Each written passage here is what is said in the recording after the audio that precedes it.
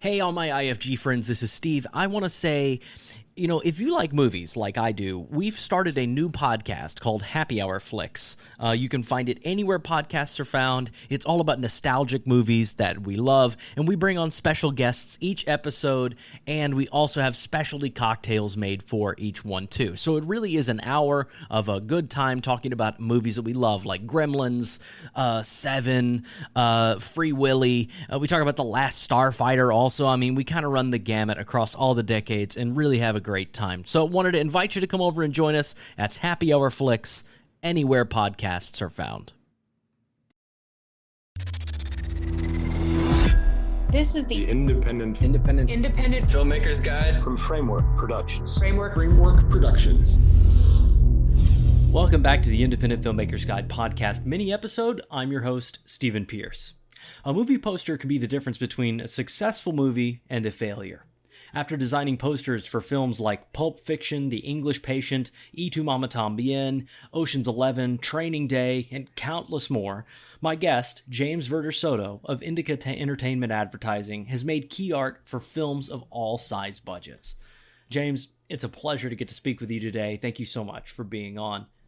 Let's talk about some of the iconic posters that I've seen that you guys have made. So, for instance, like Pulp Fiction it's one of my favorite posters ever for any film. What was the process of making that and creating that idea? Because it's very specific. For that particular project, that was kind of the last project that I worked on for Miramax Films, and I had started that project. I had resigned from Miramax Films. From a contract that I was connected to. I created an in-house marketing department, an advertising and a marketing department, mainly advertising. Obviously, I was in charge of all the posters that Miramax was creating at the time, whether we worked on everything ourselves or we worked with outside creative teams. But mainly, I would say the bulk of the work was kind of something that I created with our art department. And our art department was very small at the time. When I left, the art department got bigger and they brought in other people, obviously, and they kind of expanded a little bit. But when I was there, it was basically, it was myself. It was, I was, let's see, I had maybe, I worked very closely with the marketing team. And then on my end, I had maybe 2 or 3 designers at the most. Kind of as part of my team. And was that just for the poster or making all the key art for the whole campaign? No, that was for the poster. I mean, the poster is the beginning. So let's say, let's say in regards to Pulp Fiction, the film got in. We get involved in posters very early on. Like we would go to a private screening in the Tribeca. Miramax had multiple floors at that time, and there was a screening room on the bottom floor, and we would get invited, the whole staff would go to a screening.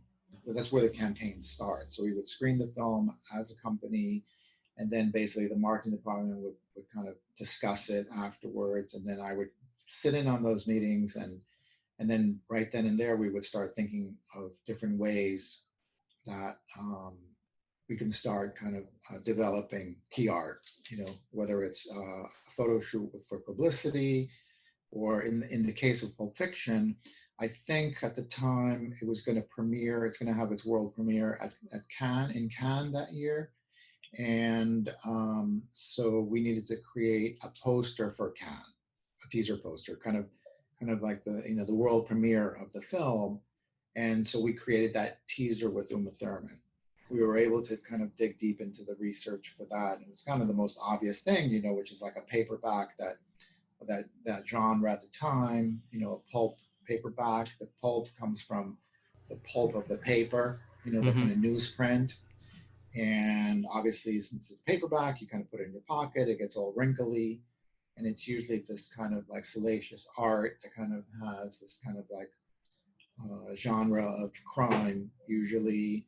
And so I started researching online pulp novels and that novels from that era. And that's kind of how we started the project. And then we scheduled a photo shoot with the talent, And then in those days, you also had to find a celebrity photographer that had the experience to be able to work with celebrities, right? So, in those, in this case, you had Uma Thurman and Samuel Jackson and John Travolta. So there's like a, you know, and each of them have their own needs and ways of working with photographic images. So we kind of had to satisfy everyone, have the photographer approved by their agents, and then set up a photo shoot, hire a photographer, create a budget, and then schedule a shoot that's most convenient to everyone. And are you going in those things? Have you like sketched out like what the idea is and kind of pitched Correct. the concept? So then, while the photo shoot is being scheduled, then in the art department, we would be doing sketches. I mean, we chose because we needed something fast. And at that time, Mark Gill was the head of the marketing department, and he was kind of like, we need something fast. It's going to premiere. We don't need the final poster yet, so we don't need the full cast. We need something for Cannes. And in those days, the heads of the department were always traveling and working on multiple films. So we kind of had to work in the background and develop as much as we can before we put something visual in front of their eyes for approval. And so in the case of Pulp Fiction, we started doing a series of sketches that kind of involved Uma Thurman. It wasn't extremely scandalous, right? It was just kind of like an aesthetic. So because we were going to have her shot on her bedroom, because most of these pulp novels had the female protagonist kind of in a room, in a very small room, and with a doorway and the bed. And so the main prop was a bed, right? And so she's kind of lying on the bed in her boyfriend's shirt and smoking a cigarette, because that was part of what part of her character. And then also she was kind of reading a pulp novel. So that was kind of our initial idea. So she has a pulp novel in her hand and she's reading in bed. And so that's kind of how it got developed. And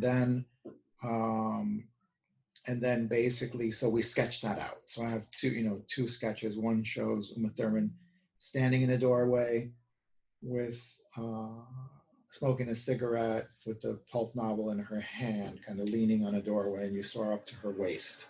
So that was one of the sketches. And then the other one was on a bed. And it was exactly that. She's kind of in the foreground. Her legs are in the air behind her, which was also the pose that became very iconic with her high heels kind of, and behind her.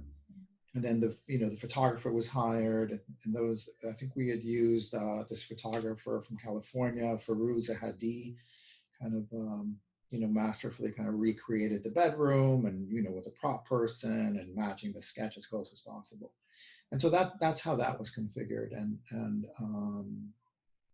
then we would get the photography back, and it would maybe 2 weeks before it had to premiere in Cannes, and we had to throw something together before we would present it to the marketing department. So then, there was a designer that worked with me at the time, and we would scan the photo in and start creating the design, and we had and because we knew that we wanted that kind of pulp novel quality, we used the original poster that I worked on.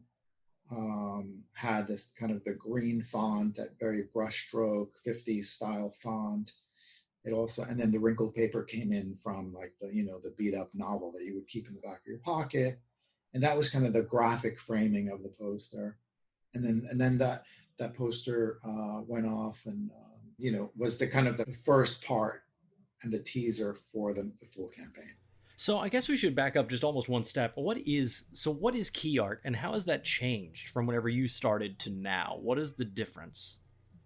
I mean, there is no difference. I mean, it's always, key art is basically the key image that's used to represent the face of the film, you would say, or like the book cover of a novel kind of represents and packages the product and presents it to the world. And then usually it includes the title, an image or a typography, and the cast names and the credit block. So that's pretty much what you would define as key art, like the key ingredient to kind of like propel a campaign into the marketplace. It's like it's a visual log line kind of thing. Like it's like, correct.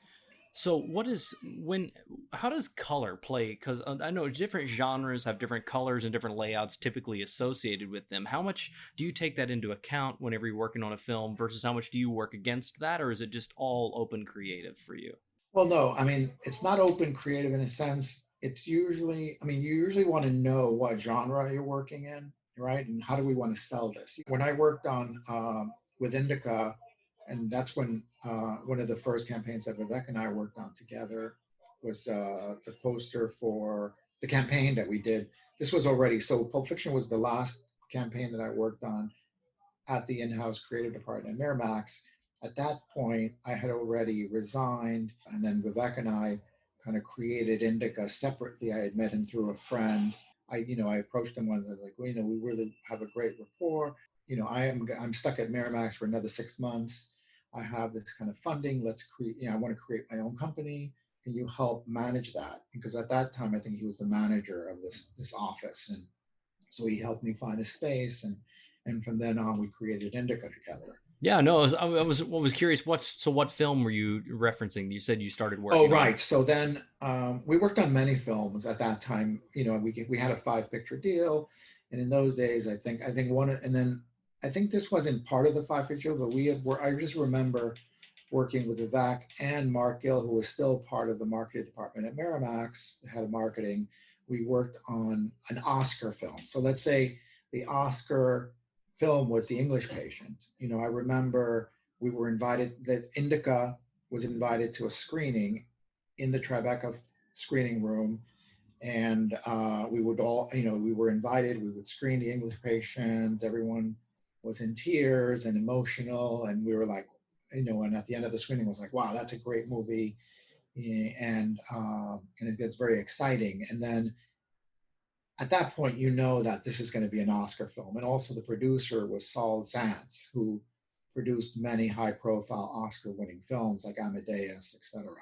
And so we knew that we had like an Oscar-caliber product, and it was the ultimate love story. So that ended up started off with that kind of traction, right? So you have like, okay, Oscar film, Oscar-caliber director, love story, and then stars. Ray Fiennes and the 2 lead actresses that were nominated for Oscars at the time. Juliette Binoche, who won an Oscar. Ray Fiennes was the lead, and then Kristen Scott Thomas was kind of the love interest. So how did you arrive at that? Like the Pulp Fiction teaser, which was about whetting the appetite of the audience with something minimal. I kind of imagine Ray Fiennes looking almost like a kind of John Wayne character in the desert, and that's kind of the direction that I was given. And I wasn't really sure. I wasn't a fan of John Wayne. I don't really know that culture too well, like kind of Americana culture. So I kind of interpreted it. I interpreted that direction my way, which was kind of my slant that I put into it was more like, oh, okay, let's make this feel like a perfume ad, right? Where you're thinking about you're smelling the scent of passion and the idea of this long lost love and this emotional experience that an essence would capture. So a lot of my reference was like perfume advertising, these kind of very early, vintage, not vintage, but Ralph Lauren ads or kind of safari ads from Polo, and from that culture. And so I know when I was meeting with the publicity department and also the marketing team, we were like, okay, this is not a desert film, so we don't want to show the desert. And, desert films don't do well. So that's when you start talking about genre and you start talking about what elements that you can show and you can't show. So it's almost like, we didn't want to show a desert because the movie didn't really take place in the desert. The desert was kind of in the characters' head in the sense that this part of the fabric of the story, but it was like a layer in the story. It wasn't a desert movie or like and we were thinking, okay, so maybe David Lean. So we kind of so I equated kind of David Lean with John Wayne mixed in with like a perfume ad. So those are kind of the ingredients that I would kind of use, and then we as a team created ways of showing that to the client. And the most important thing with that was to evoke the desert and not show it. Right. Looking at the poster, it almost feels like you're looking at a desert. Now that you say Exactly. it, like the gradient layers in the back. Exactly. So the visual, the way that was conceived was that we wanted to feel the desert and not show it. And then we still had to work on the final poster because the teaser always follows up with a payoff. And so we were kind of struggling. I had like a sketchbook of maybe 25 different directions that I would sit with the marketing team. And these are all the reference materials that I like. And this is kind of rough sketches. And this is the mood. And do we want to show the parachute? Do we want to show a landscape? Do we want to show the lovers, and etc.? And because the film had so many different locations. So we ended up deciding, we ended up kind of trying many different things, and nothing was really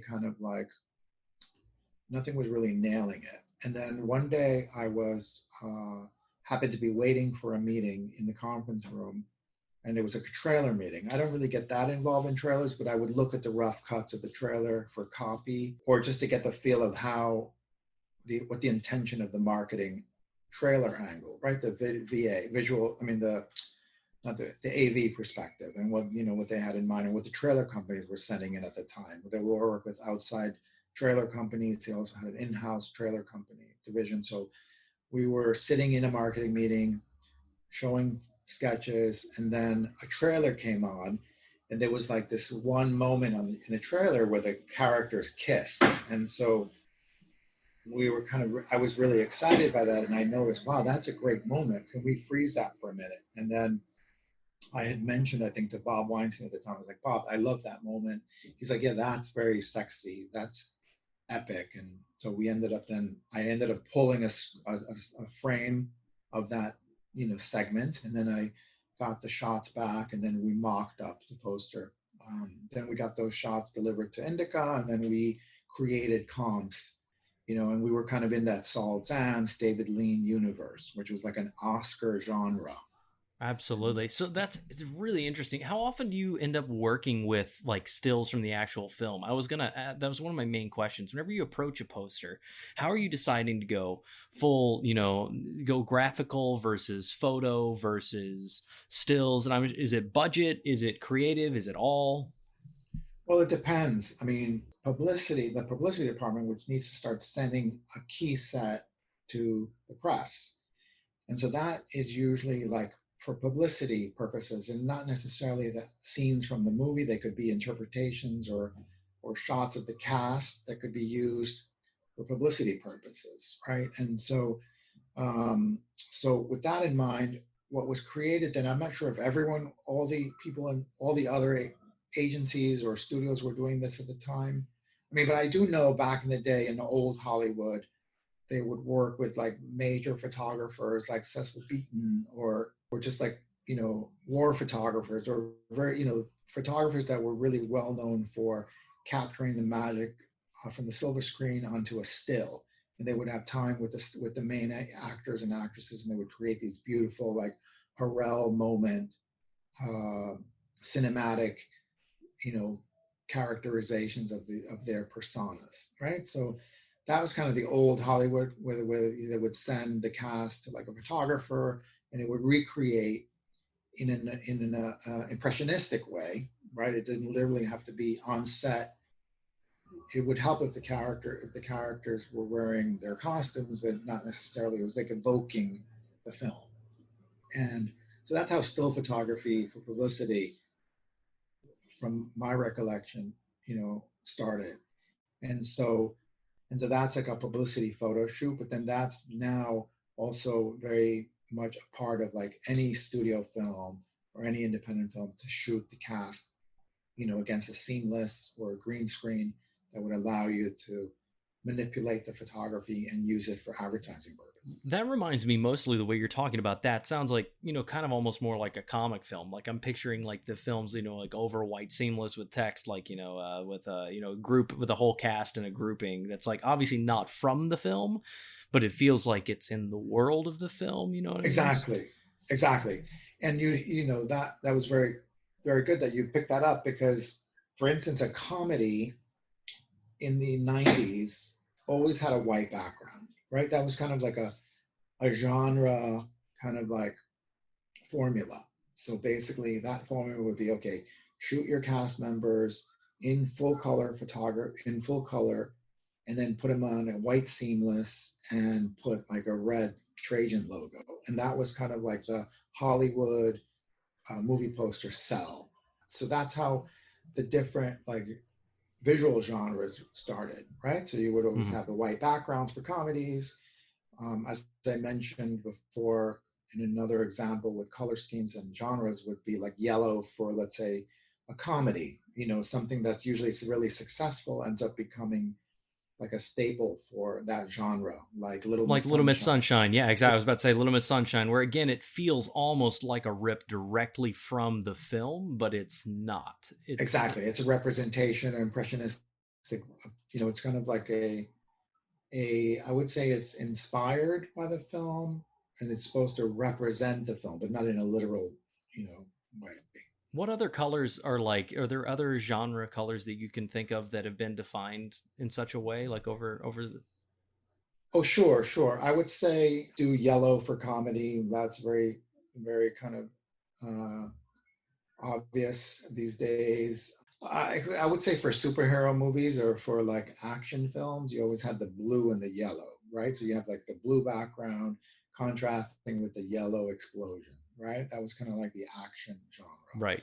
And also that was also utilized with the multiple world universe. So if you have like Captain America, you would have like, the blue represents the good and the fire would represent the evil in those two worlds. So we talked about like the Pulp Fiction and the English Patient, and those are fantastic examples. Have you done something? I mean, you do all different types of movies. So like Man on the Moon, for example, great movie, one of my favorite movies, and the poster it's so of the world, but is completely not even related to the film. Correct. So that was a poster that we did for Universal International. I think it was Universal. We were working with Adam Fogelson from Universal at the time,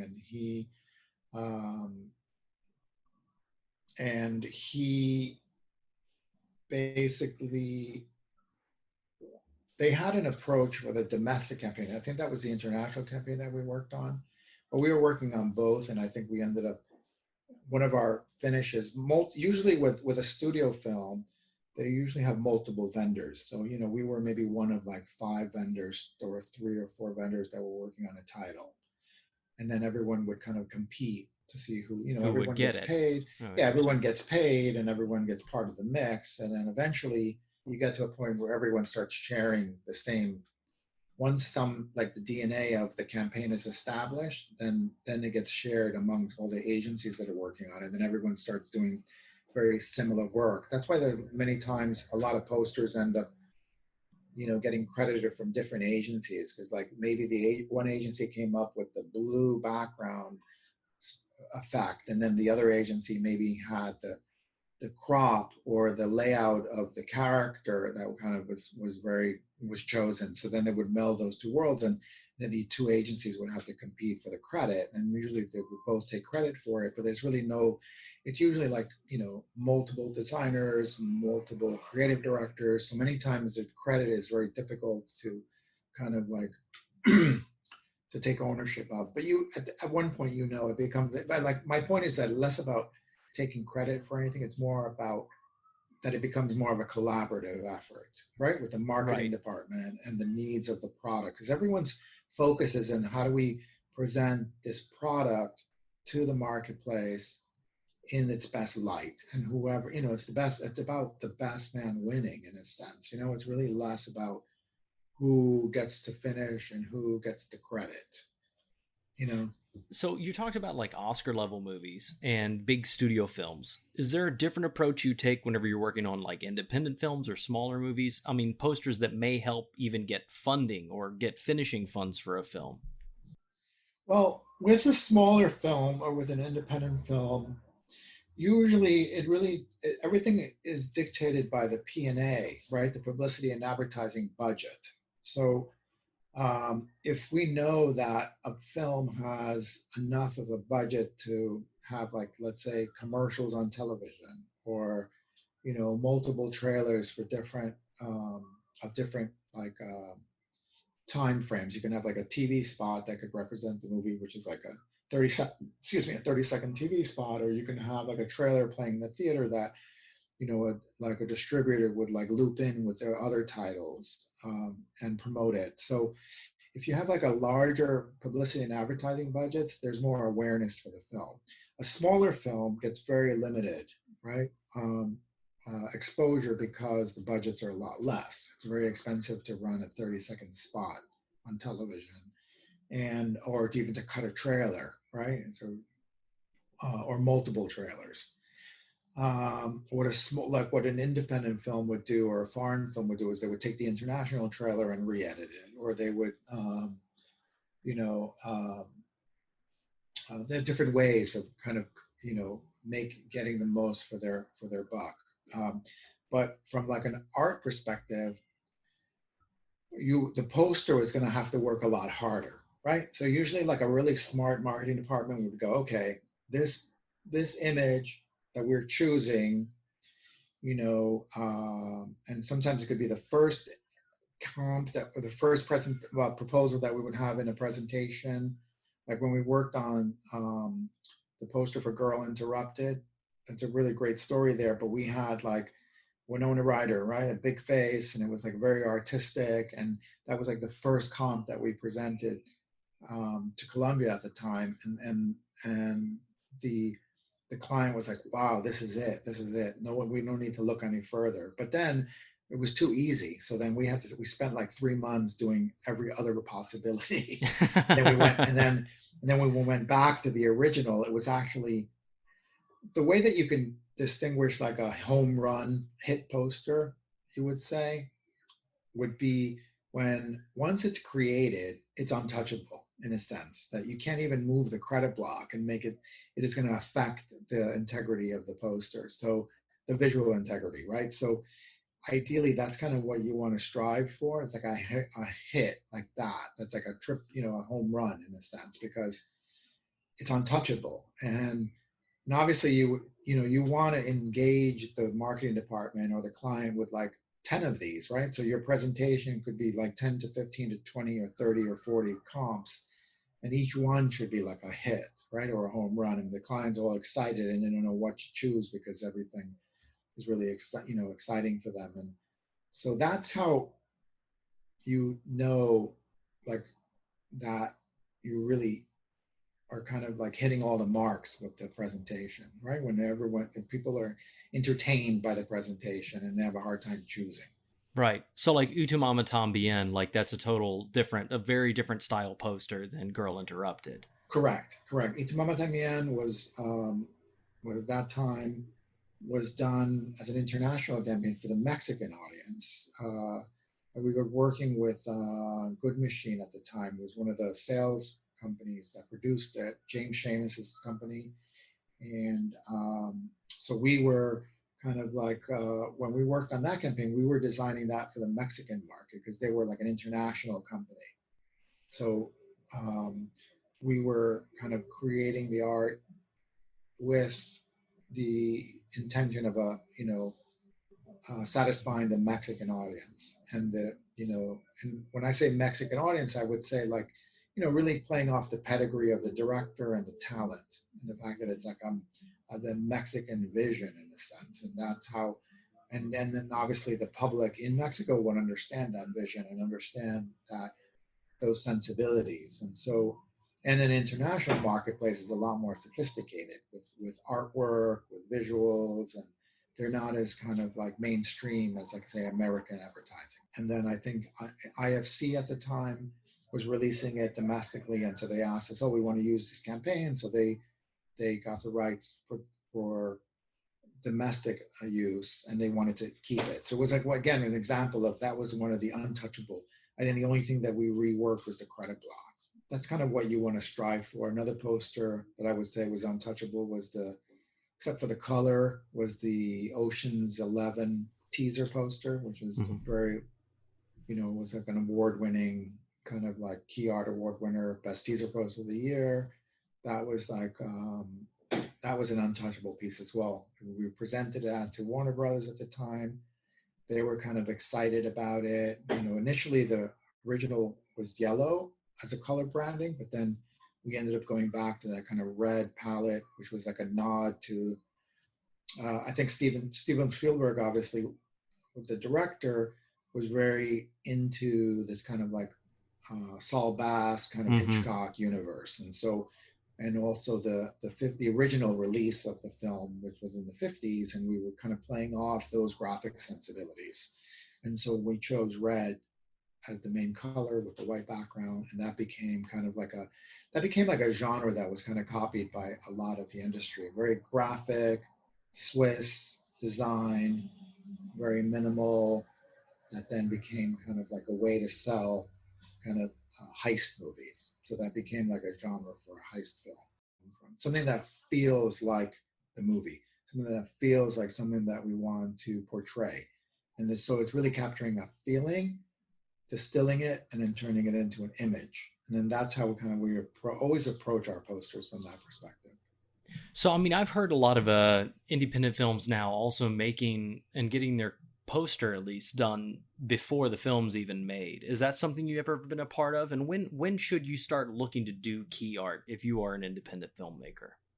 You want to start building relationships with, designers and art directors, and be able to send them the script, or, you can just, once you have a relationship, you could say you can hire a designer or an agency, or, and say, here, I have a script. This is the genre, this is the mood, and I'm going to Cannes with it, or I'm going to the film festival. I got accepted to a film. Usually if a film is accepted into a film festival and you have a budget, that's when you want to hire an artist, right? Or hire an agency.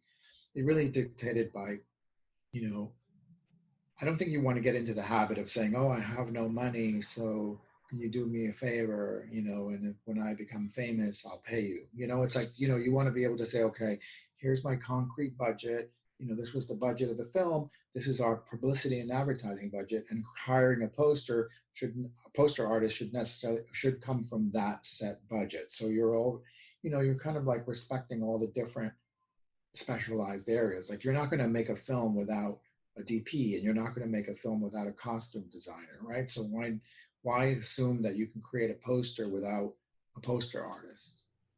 Yeah, of right. course. So I think that the earlier from like the script stage, you should be able to send the script or send a little synopsis to someone and say, can you create like a sales piece that I can use to get distributors as a lure, right?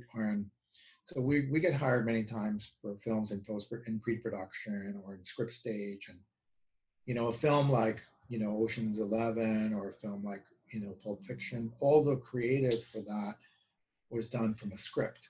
Right. So you're working just from the script and the concept and the direction they're going to Correct. And so what I would recommend, just to answer your question, with an independent filmmaker or someone who's starting out on a film, is really just kind of, I would say it's just give the film a face, right? That then, almost like when you give a pitch to a studio executive and you're like, oh, I have an idea for a movie. Okay, you have, your pitch should be one sentence long. And I think a strong pitch would be the shorter, the better. And so I would say for a poster, it should be like a really quick interpretation of the film that's going to create some kind of visual interest, to dig deeper and to be more interesting. Because after that, you're going to start looking at IMDb, and you're going to start getting background. You're going to start seeing a sizzler reel, and eventually then the marketing branding machine would start after that. But it's really like, maybe many times I've noticed, like, I would go see films when I remember going to like a film festival, and I would notice like a still in the catalog that would lure me to kind of wanting to see that movie. And if it's a great still, you're like, wow, that still draws me in, and it teases me and gives me all the information that I need to really be interested in that. And then I would read the description. I would be, okay, I'm in. I want to see that, because that still was very engaging, right? And then all of a sudden and then before you realize it, that one still that everyone's engaged with becomes like, has all the buzz, right? Because they went out of their way to create this kind of visual DNA that kind of like set the ball rolling for this, for the product. So assuming, I mean, all things being equal, because every individual story film character is going to be different, but are there like things that you see or have seen commonly done that you think are either tired, little cliche, or just things that can limit a film, like any things that come up repeatedly over time for you? Well, I mean, the most obvious cliche, and I think it's making a little bit of a comeback now in Hollywood, is the big head in the sky or multiple heads. When you have like, 2 or 3 headed monsters, like lined up of all the cast members and all the explosions and the cars and the land, that is becoming fresh again. And I would say fresh within the past 2 years, that it's been like a new formula that's being reignited, which is the collage, the multiple cast collage. Gotcha. And so like the very, very Photoshop, I mean, I don't have a better, like very layered, lots of elements kind of just put together into a like a composite. Yeah. But I would say, let's say if you go, if you're talking to like talking about an independent film, and you're going to a marketplace that wants to be put into a genre, because the genre, with certain genres, sell more. Like if you have like a thriller or a mystery or thriller mystery or whatever, that's classified as, that's going to probably get more sales than a drama, right? Because it's more like escapist entertainment. When you think of a thriller and you think of a, action film, adventure, that sounds a little bit more palatable to a broader audience than a drama or a documentary. So you can really kind of like create the kind of like language that would entice an audience and make them believe that they're seeing something more so than what, it's just breaking the genre, the classification of the film, and creating like a new, giving it a new perspective. So James, I really appreciate you taking the time to chat with me today. Is there any other, advice you have for people when creating their key art, or whenever they're thinking about how to integrate their, their visuals within a marketing campaign for an indie filmmaker? Well, I would say for an indie film, for any film, I think the lines right now are more blurred. I think everyone is after an image that's iconic and simple, something very clean, minimal, a lot of white negative space in order to have the eye really be attracted to it. The type should be legible. These days, I think it's very important, because so much of our entertainment is online now. You want to kind of have a lot of color. You want the type, the logo to be very legible. You want, if you have a commodity like an actor or an actress that is well known, or you want to feature them as a persona and as a character, then it becomes like, that should be the clarity of the cast member, the clarity of the logo, the legibility, all that needs to read in the thumbnail. That's great advice. Yeah. So I would say keep it simple, keep the messaging very clear, because I think it's all about communication and storytelling in a very minimal fashion. In a minimalistic sort of way. Well, that's correct. Great. I really appreciate it, James. I feel like I'd just like to go through your catalog and talk about all the posters you've designed. But it's really been a pleasure to get to speak with you. Oh, thank you. Thank you. Filmmaking is a collaborative experience, and so is this podcast. Please take a second to subscribe so you know about future episodes, and leave a review. It really does help us. For more info about today's guest, please visit independentfilmmakersguide.com, where you can check out all our episodes that run the gamut of filmmaking topics. They're available in both audio and video format. IFG is created by Framework Productions. This episode was directed by James Allerdyce, produced and edited by Matt Mundy and Audrey Ray McHale, and hosted by Stephen Pierce. The music is by Glassboy. Find his music on freemusicarchive.org. See and listen to all the episodes plus bonus content at independentfilmmakersguide.com. Thanks for listening. Hey friends, we just wanted to take a quick moment to talk about two personal things. First, we wanted to thank you, our listening community, and our wonderful guests, learning so much together along the way and continuing to learn, sharing our stories, making a lot of new friends, and collaborating, which is exactly what this is all about. Which also brings me to my second point. In great part to many of these new relationships, we wanted to let you know that we've taken a lot of this advice ourselves and made our own narrative feature film, Herd, H-E-R-D, Herd, which is premiering this October on Friday the 13th in select theaters as well as on VOD. Personally, I think it's the perfect kind of scary movie to watch during our favorite scary season. So we'd love for you to celebrate with us and watch Herd. You can pre-order it on Apple TV and, of course, do the communal thing, see it in theaters. Of course, for all of this, please see our show notes, but basically, we're going to keep it all updated at herd.film. That's HERD.FILM, herd.film as well.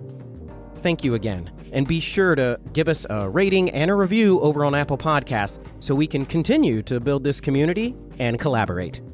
IFG, how movies get made.